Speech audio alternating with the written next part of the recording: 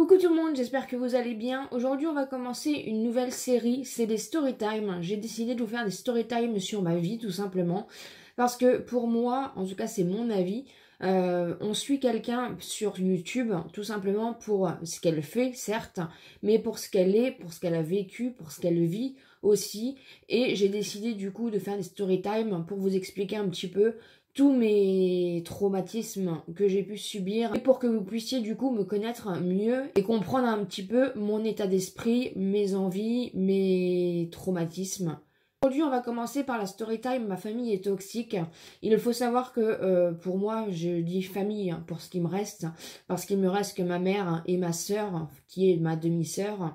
J'ai perdu mon père très jeune et je ne l'ai jamais connu. Ma grand-mère est décédée quand j'avais 16 ans. Elle n'était absolument pas toxique. Et tout ce qui me reste de ma famille, c'est donc ma mère et ma sœur. Donc, il faut savoir que c'est des gens très toxiques. Ça fait à peu près 8 ans que je ne parle plus à ma mère et 3 ans que je ne parle plus à ma sœur.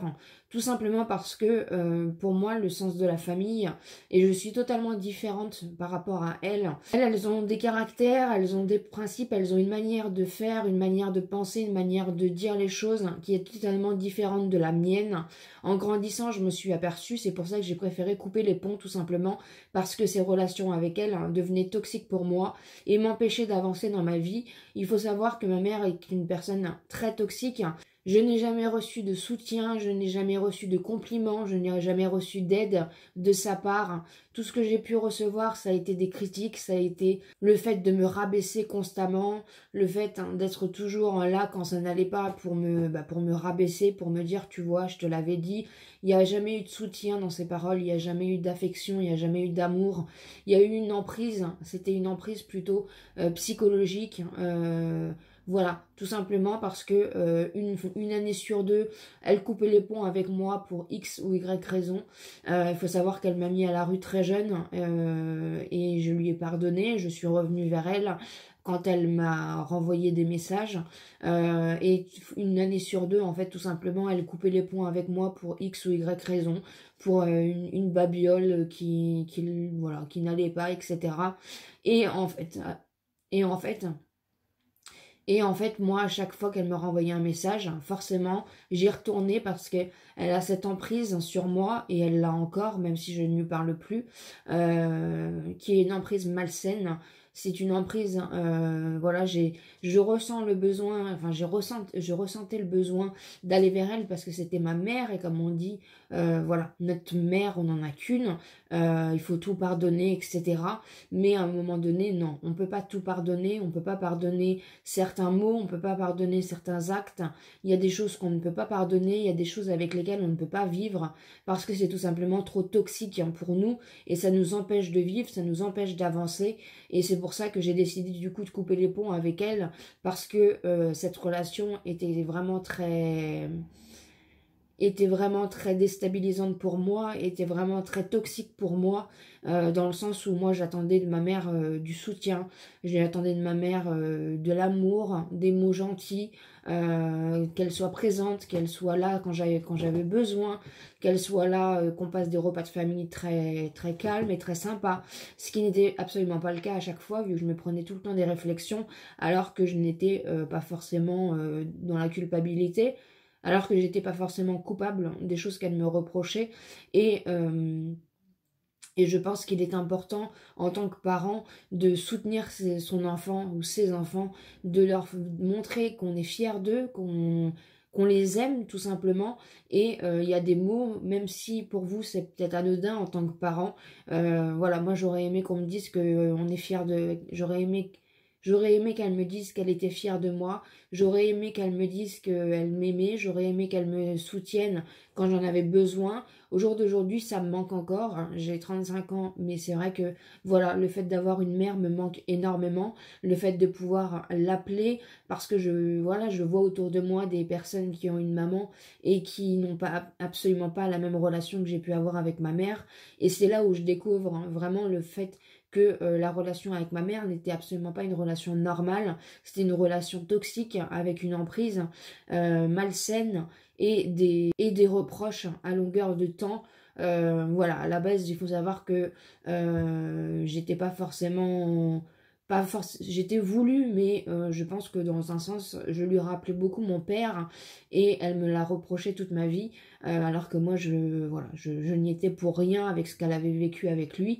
Moi, j'étais juste son enfant et c'est vrai que ça me manque de pas avoir de maman à qui appeler quand j'ai besoin ou même un coup de téléphone comme ça pour avoir des nouvelles ou même avoir un soutien ou même avoir je sais pas, par exemple, si je dois laisser par exemple ma voiture au garage, savoir que je peux compter sur ma mère pour venir me chercher, pour venir attendre avec moi si ma voiture doit être réparée, d'avoir du coup, de fêter les fêtes ensemble avec ma mère, que ce soit mon anniversaire, que ce soit Noël, que ce soit voilà d'autres fêtes comme ça, son anniversaire par exemple. Euh, Tout comme ma sœur, hein, j'aurais voulu que ça se passe différemment. J'aurais voulu avoir une sœur, une confidente, ce que je n'ai pas eu malheureusement. J'aurais voulu, voilà. Je regrette énormément du coup de ne pas avoir tout ça parce que ça me manque dans mon quotidien, même à mon âge. Ça me manque de ne pas avoir de famille, ça me manque de ne pas avoir de soutien, ça me manque de ne pas avoir de personnes sur qui compter parce que comme on dit, les seules personnes sur qui normalement on peut compter, c'est la famille. Et là, ce n'est absolument pas du tout le cas pour ma part. C'est pour ça que j'ai coupé les ponts parce que au bout d'un moment, j'ai dit à ma mère, comme c'était toujours elle qui revenait vers moi pour que je retourne vers elle, quand elle coupait les ponts à chaque fois.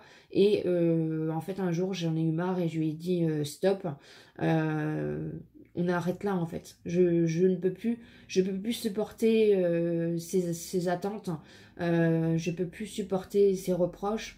Je ne peux plus supporter ces rabaissements. Je ne peux plus supporter en fait le fait que quand elle voulait, elle me reprenait et quand elle ne voulait plus de moi, elle me rejetait en fait. Et ça m'a beaucoup détruit, ça a beaucoup joué aussi dans ma vie de tous les jours et dans ma vie avec les relations humaines, vu que j'étais toujours dans le conflit en fait, parce que avec ma mère, on était tout le temps dans le conflit. Et c'est vrai que même avec mes amis, mes proches, j'étais toujours dans ce rapport de force où j'étais toujours dans le conflit, où je cherchais toujours le conflit, etc. Et c'est vrai que du coup, ça a déteint sur ma vie de tous les jours, sur mes relations avec les personnes. Et c'était pas du tout sain en fait. C'était vraiment parce que j'avais pas de repère en fait. J'avais pas de repère, j'avais pas de soutien. Quand on n'a pas de pilier fixe au niveau des parents, c'est vrai qu'on a du mal à se construire. Moi j'ai eu énormément de mal à me construire, même encore aujourd'hui. Hein, je suis complètement paumée alors que j'ai 35 ans. Mais c'est vrai que on a besoin de piliers pour savoir qu'est-ce qu'on doit faire, qu'est-ce qu'on ne doit pas faire dans la vie, où est-ce qu'on doit aller, des principes, des valeurs, que ça, ma grand-mère m'a plus ou moins inculqué, mais ma mère ne m'a pas inculqué ces valeurs-là. Et c'est vrai que je l'ai payé dans ma vie parce que j'ai fait un peu n'importe quoi par moment et j'ai eu aussi des relations assez toxiques, hein, que ce soit même avec les hommes. C'est vrai que je cherchais toujours ce conflit, cette toxicité, ce besoin de me sentir vivre à travers cette toxicité. Et c'est pas du tout une vie en fait, mais c'était le seul repère que j'avais par rapport à mon pilier, à ma mère en fait, tout simplement. Et c'est vrai que même avec ma sœur est dans le même état d'esprit de cette toxicité. Et elle est comme ma mère en fait tout simplement, donc j'ai préféré aussi couper les ponts parce que j'ai 35 ans et j'ai pas besoin qu'on me rabaisse constamment, j'ai pas besoin qu'on me refasse des reproches, moi j'ai besoin qu'on me soutienne, j'ai besoin qu'on soit là pour moi, j'ai besoin voilà d'un amour sincère, d'un amour sain et non pas bah tiens par exemple je te fais un cadeau ou je te tends la main, mais par contre en contrepartie tu me dois quelque chose. Pour moi, en tant que dans la famille, on se tend la main gratuitement, on fait les choses parce que c'est la famille, voilà tout simplement, mais pas par intérêt, pas par ah bah tiens je t'ai donné ça donc tu dois me rendre ça. C'est vrai que ça aussi ça a été voilà, ça a été quelque chose, donc c'est pour ça que j'ai préféré plus demander d'aide tout simplement, me débrouiller toute seule. Ça a été très dur de me débrouiller toute seule dans ma vie. j'ai fait des bêtises, hein, comme tout le monde. J'ai pas forcément fait les bons choix. Malheureusement, je l'ai payé, j'assume, j'ai payé le prix de mes erreurs. Mais je pense que si j'avais eu une base saine, j'en serais pas arrivée là. Donc si je peux vous donner un petit conseil à vous les parents, dites à votre enfant que vous êtes fiers de lui, dites à votre enfant que vous l'aimez, même si c'est trop, même si vous lui dites trop, mais franchement ne lui reprochez pas forcément toujours tout. C'est un enfant, ça reste un enfant, on reste des enfants même à 35 ans et on fera toujours des erreurs, mais on a besoin de nos parents pour nous guider et c'est notre pilier, nos parents. Et quand on n'a pas de pilier, bah notre vie elle est chaotique, elle est catastrophique et voilà, c'est juste difficile à vivre et difficile du coup à encaisser. Et c'est pour ça qu'à 35 ans, c'est pour ça qu'il y a 7 ans de ça, du coup j'ai fait une dépression parce qu'à un moment donné, en fait, je savais plus qui j'étais, je savais plus ce que je devais faire de ma vie, je savais plus si ce que je faisais c'était bien, pas bien. J'étais toujours en fait dans le questionnement par rapport au fait de ce que ma mère me disait. J'étais toujours en train de me dire, bah non, ce que tu fais là, c'est pas bien, bah non, ce que tu fais là, c'est bien, bah je sais pas, je sais plus. Donc en fait, même mes relations amicales en ont pris un coup parce que, encore une fois, j'étais toujours dans le conflit et je ne savais jamais si j'étais avec les bonnes personnes, si je fréquentais les bonnes personnes, vu que ma mère me disait que je fréquentais pas les bonnes personnes. Voilà, par exemple, quand c'était mes anniversaires, etc., moi, j'avais pas le droit d'inviter des amis, alors que, par exemple, ma soeur avait le droit d'inviter des amis. Il y a eu aussi ce sentiment aussi d'abandon de ma mère que j'ai ressenti par rapport à ma soeur. En fait, il y a eu une différence, elle nous a pas aimé pareil, et ça m'a aussi montré que j'étais aussi qu'une moins que rien. Ça, toutes les deux savaient bien me le dire, que j'étais une ratée, que j'étais une moins que rien, et ça m'est resté et ça me reste encore, que je suis capable de rien et que je suis qu'une moins que rien, voilà, tout simplement. Donc voilà pourquoi au jour d'aujourd'hui je ne parle plus à ma mère et je ne parle plus à ma sœur. Donc voilà pour cette story time. J'espère en tout cas que ça vous aura plu et que vous comprendrez un peu plus les choses sur mon vécu, en fait, tout simplement. N'hésitez pas à vous abonner sur la chaîne si ce n'est pas encore fait, à me laisser un petit pouce en l'air pour me soutenir et comme d'habitude je vous dis à très bientôt dans une prochaine vidéo.